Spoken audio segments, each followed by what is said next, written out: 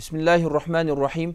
Урматтуу бир туугандар, бүгүнкү күндө көптөгөн адамдар мен Кур'ани Каримден аяттарды, сүрөлөрдү жаттап, аны кайра бат эле унутуп коюп жатам, ал эсимде калбай жатат деп кыжалат болушат.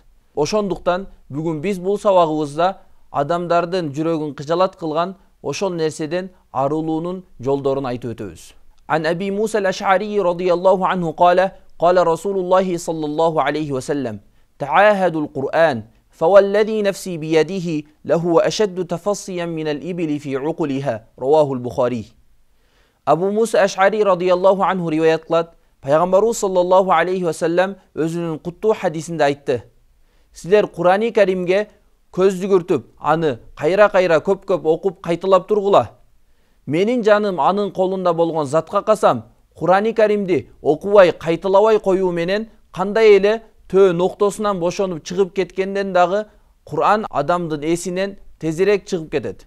Мына ошондуктан алымдарыбыз айтышат, Аллах Таала өзүнүн Әл-Карим берешендүүлүк сыфаты менен адам баласына Kur'an-ы Kerim'ди жаттатат. Жана өзүнүн Ар-Рахим, ырайымдуу деген сыфаты менен кайрадан Kur'an-ы Kerim'ди адам баласынан унуттурат. Мындай кылуусунун себеби, эгерде адам бир аятты жаттап, аны эч унутпай койсо, анда ал Kur'an окубай коет.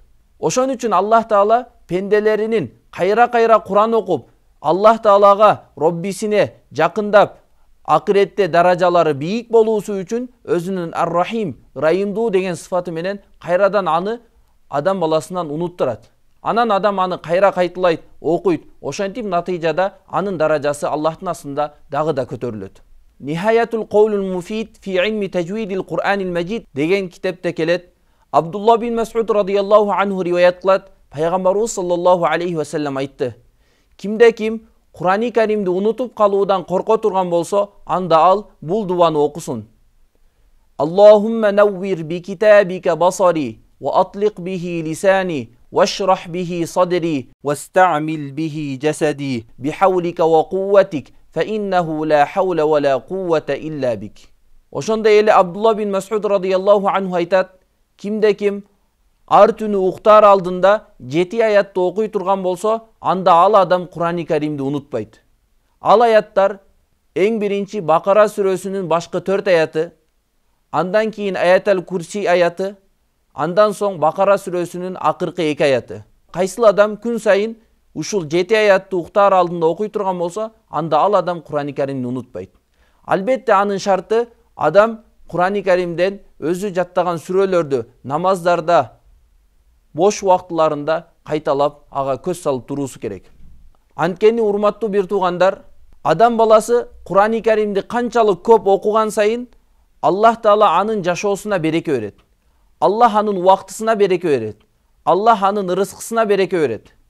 Мына ушуга ишарат кылып, Аллама имам Шатиби рахматуллахи алейхи өзүнүн Хирзул Амани ва Важхут Тахани деген китебинде мындайча ырсап алып келет. Ва хайру жалисин ла юмаллу хадисуху ва тардадуху yazdaду фихи tajammuла. Kur'an-ı Kerim бул адам баласына эң жакшы шерик, эң жакшы дос. La yumallu hadisuhu. Kur'andın sözdörü, anın ayattары seni eç kaçan zeriktirbeyt, eriktirbeyt, seni tacatbayt. Wa tardaduhu yazdadu fihi tajammula. Jana Kur'an-ı Kerim'di kayra kaytala oku, karı adamdın kozluğun dağı da arttırıp көйтөт.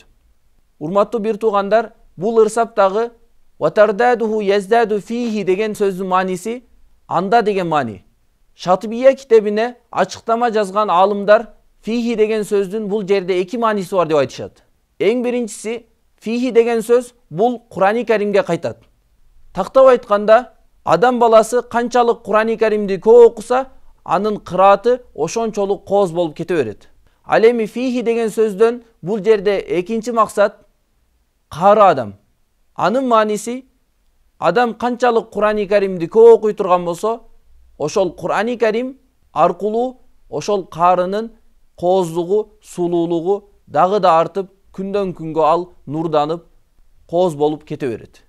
Аллах Таала бардыгыбызга ыйык Kur'an-ı Kerimди толугу менен жаттап, анын өкүмдөрүнө амал кылып, бүткүл ааламга жайылтып, жеткирүүгө мүмкүнчүлүк берсин. اللهم نور بكتابك بصري وأطلق به لساني واشرح به صدري واستعمل به جسدي بحولك وقوتك فإنه لا حول ولا قوة إلا بك.